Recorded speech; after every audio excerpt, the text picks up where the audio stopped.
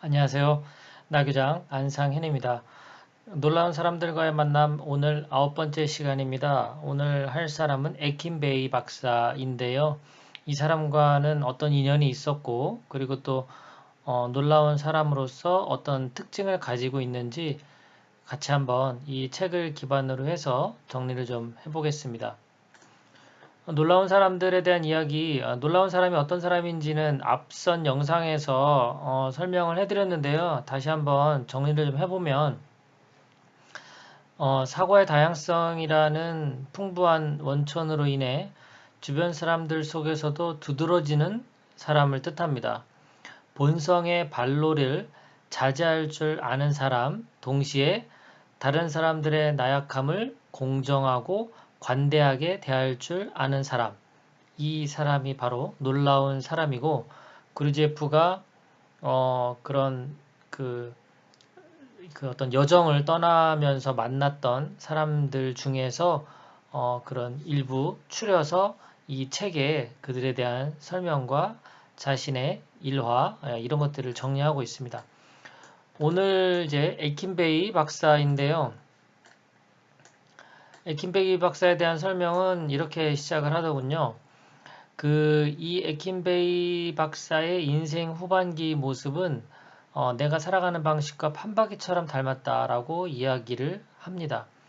마치 그 동일한 근원에서 생겨난 그런 사람으로 느껴져서 서로 만났을 때 내적으로 강한 끌림을 느꼈다고 합니다.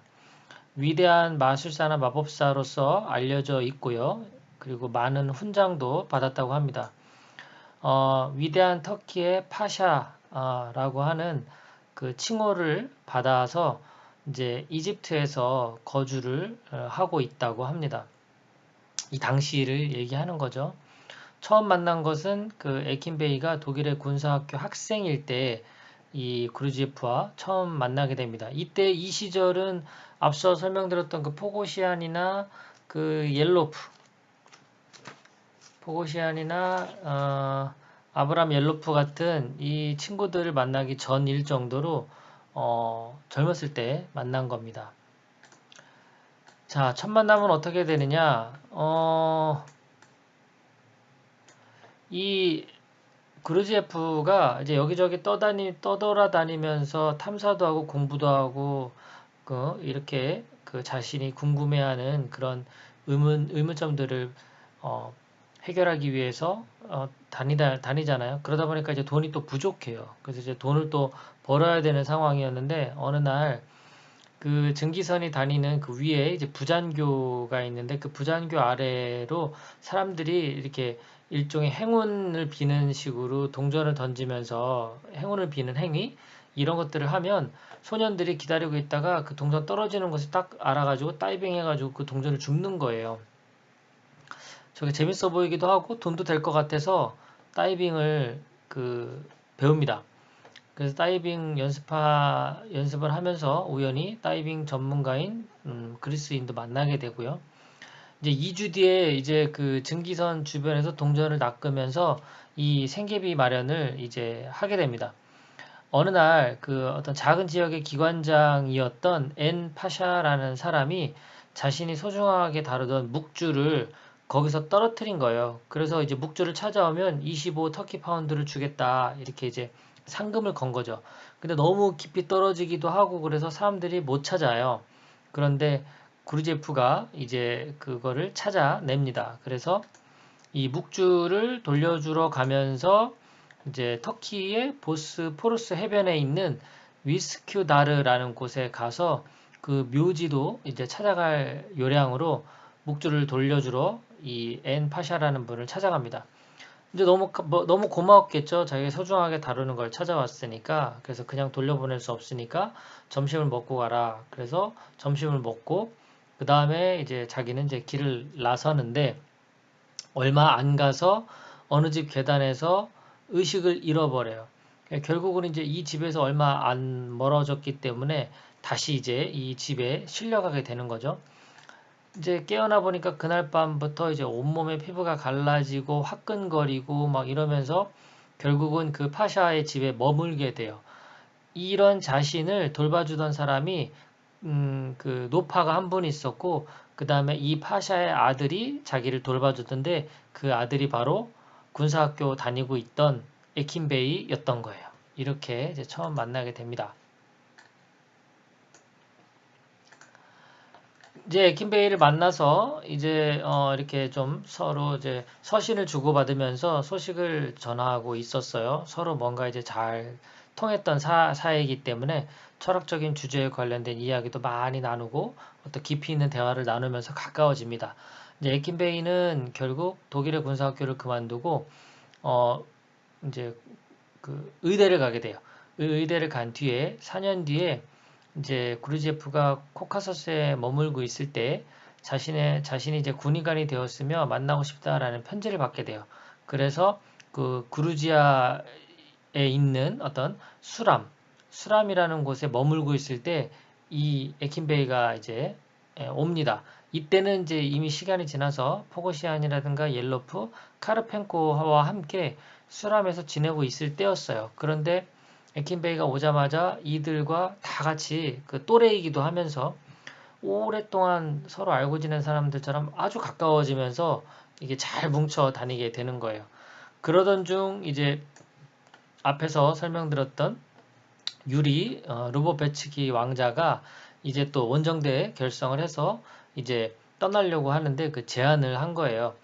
그 나이체반, 아제르바이잔에 있는 나이체반에서부터 페르시아 만까지 여정인데 같이 이제 갈 사람들을 모으고 이렇게 이제 23명이나 돼요, 원정대가. 그래서 이제 1월 1일 날 첫 원정을 같이 떠나게 되는데 이 에킨베이도 같이 참여하게 됩니다.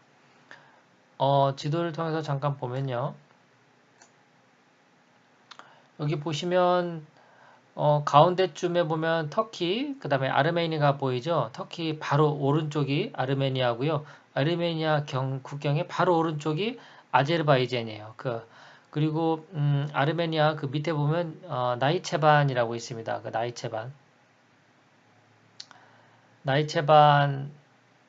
나이체반 있는데 거기서부터 이제 그 밑에 쭉 이란을 관통해서 이제 페르시아만까지 연결이 되는 거죠. 원정대는 총 23명으로 구성되어 있고요. 앞서 설명드린 이 사람들이 다 여기 등장합니다. 포고시안, 그리고 이 르보베츠기 왕자, 그리고 보가체프스키, 그리고 에킨베이, 그리고 나중에 등장하는 뒤에 등장할 카르펜코, 거기다가 스크리들로프 교수까지 이 원정대에 다 참여하게 되죠. 이제 에킨베이의 첫 원정이 이제 시작되게 됩니다. 그런데 이 원정을 이제 가다가 페르시아인 데르비쉬라는 사람에 대한 이야기를 듣게 돼요. 굉장히 어떤 뭔가를 잘 맞추고 그 현자 같은 그런 사람이 있는데 이 사람을 만나게 됩니다. 그 지역에서 한 이틀 머물려고 했는데 이 노인과 이야기를 나누느라고 사람들이 이제 일주일을 머물게 되는데 이분을 만난 건 자신의 인생관을 뒤집어 놓는 사건이었다고 해요. 처음 만났을 때는 제법 나이가 들어 보였고 맨발에 누더기 옷을 걸친 채 가부좌를 하고 있었고 질문을 하면 답도 해주기도 하고 이제 이렇게 대화를 나눴던 그런 분이에요.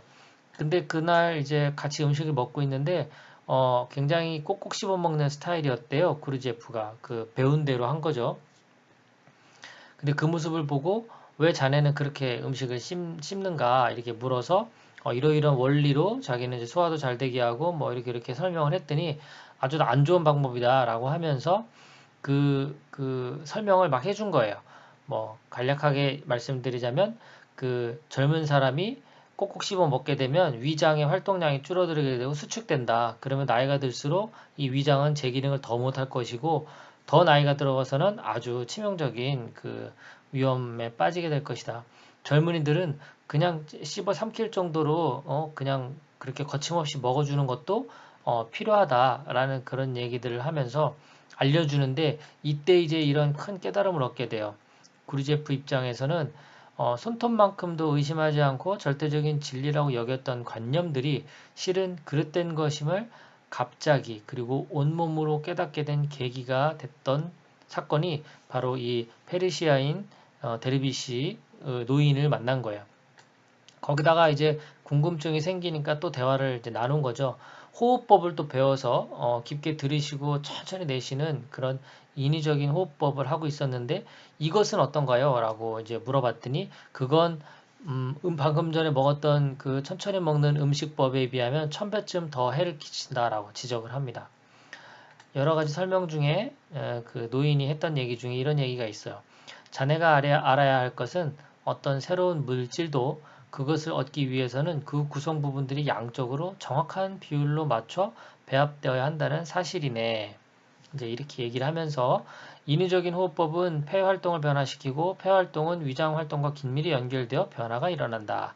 그러니까 호흡을 인위적으로 하게 되면 위장 활동에 변화가 일어나게 되고 그 위장 활동에 변화가 일어나면 또 다른 장기들에게도 변화가 일어나는 그래서 이런 그 수많은 질병은 이런 인위적인 호흡법 때문에 발생하네라고 그 노인이 말을 한 거예요.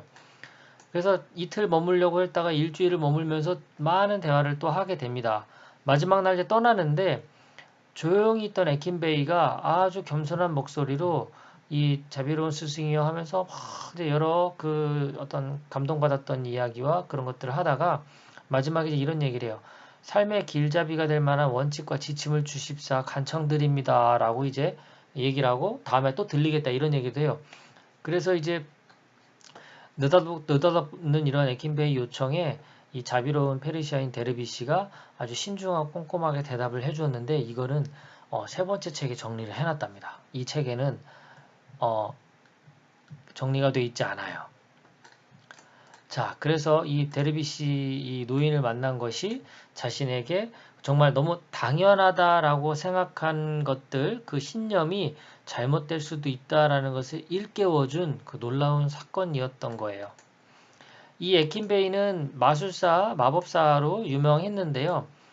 이 그러니까 마술 자체를 잘하는 사람이 아니라 사실은 최면술에 관심이 많았어요. 오늘날 그 최면과학과는 좀 다르게 인간의 사고력에 따른 현상과 그 연구를 한 건데요. 다른 말로 하자면 생각의 힘이 실제로 어떻게 드러나는지를 실험하는 거예요. 외부의 어떤 구체적인 존재를 생각하는 순간 사람의 근육이 즉각적으로 수축 반응을 보인다. 그러니까 결국 생각이 이끄는 방향으로 몸이 진동한다는 거예요. 그러니까 이런 예도 들었는데 내가 이제 여기 자리에 앉아 있다가 저 2층에 올라가야 되겠다라고 마음을 먹고 행동하는 순간 이 몸의 반응이 그렇게 이제 2층으로 올라가는 쪽의 그 활동성으로 몸이 바뀐다는 거죠. 그래서 생각이 몸의 어떤 작은 진동을 이끄는데 마술에서 이걸 이용합니다. 이 에킨베이가. 인간의 정신세계를 더 깊이 이해해서 최면이 어떻게 영향을 미치는지를 규명하고자 연구를 했어요. 그런데 이제, 어느 날, 이렇게 이제 또 여행을 하다 보니까 돈이 부족해가지고 돈을 벌어야 되는 때가 왔는데, 이 에킨베이가 이제 그런 공개 그런 마술 공연 이런 걸 통해서 돈을 많이 번 그런 또 경험이 있다고 하는데요.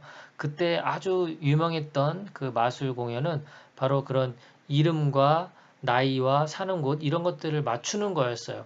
그런데 그걸 할 때 어떻게 했냐면 이제 이 고객에게 손을 잡고 알파벳이 쫙 깔려져 있는데 예를 들자면 당신의 이름을 내가 알아야 된다. 그러면서 당신의 이름의 첫 글자는 하면서 알파벳이 놓여져 있는 곳을 그 사람 손을 이렇게 움직이게 만들어요. 그러면 이 고객이 자기도 모르게 내가 스테판이었다. 그러면 이름이 첫 글자인 S 스테판의 그 알파벳 S 쪽에 딱 가면서 약간 읍질하는 그 근육이 수축되는 느낌이 드는데 이거를 이제 연습을 통해서 감지할 수만 있으면 그러면 이제 이 사람의 무의식적인 그 행동들을 내가 알게 되는 거예요.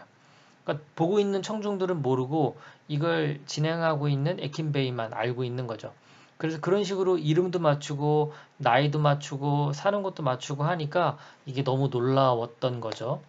사실은 생각을 통해서 몸이 반응한 것을 잘 활용해서 한 건데 마치 정말 모르는 내용을 알아낸 것 같은 무슨 이제 선지자 같은 그런 느낌으로 사람들에게 비춰진 거죠.